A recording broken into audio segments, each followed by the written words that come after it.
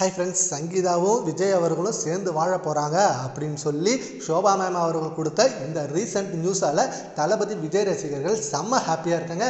இந்த ஒரு மொமெண்ட்டுக்கு தான் நாங்கள் வெயிட் பண்ணோம். ஏன்னா அவங்க டிவோர்ஸ் பண்ண போகிறாங்க அப்படின்னு சொன்னதுமே எங்களுக்கு மிகப்பெரிய அதிர்ச்சியாக இருந்தது.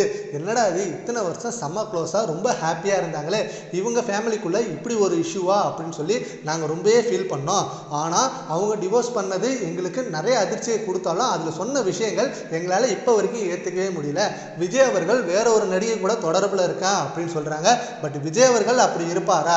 விஜய் அவர்கள் எவ்வளோ நல்லவர்னு எங்களுக்கு தெரியாதா அப்படின்னு சொல்லி அவரோட ரசிகர்கள் விஜய்க்கு அவ்வளோ சப்போர்ட் பண்ணாங்க.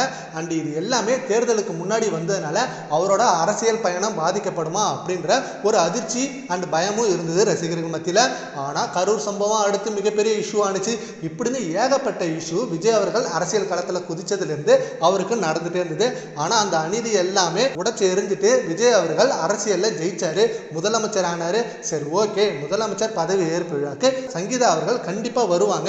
ஏன்னா அவரோட கணவர் தானே, இன்னும் முழுமையாக விவாகரத்து ஆகலையே, அவரோட கணவர் முதலமைச்சர் ஆகிறது அவருக்கு தானே பெருமை, கண்டிப்பாக வருவாங்கன்னு பார்த்தா அவங்க வரவே இல்லை.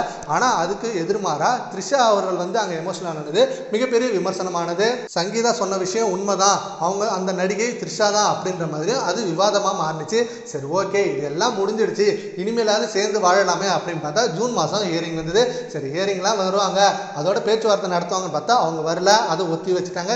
இப்போ ஷோபா மேம் கொடுத்த இன்டர்வியூவில் நாங்கள் அப்படிலாம் ஈஸியாக விட்டுற மாட்டோம், ரெண்டு பேரையும் நாங்கள் சேர்த்து வச்சிருவோம், இது நடக்காது, அந்த விவாகரத்து முழுமையாக நடக்காது அப்படின்னு சொல்லியிருக்காங்க. ஸோ சேர்ந்து வாழ முடிவு பண்ணியிருக்கிறதுன்றது உண்மைதானா? இதை பற்றி உங்கள் ஒப்பீனியனை நான் கமெண்ட் பாக்ஸில் கமெண்ட் பண்ணுங்கள். Thank you friends.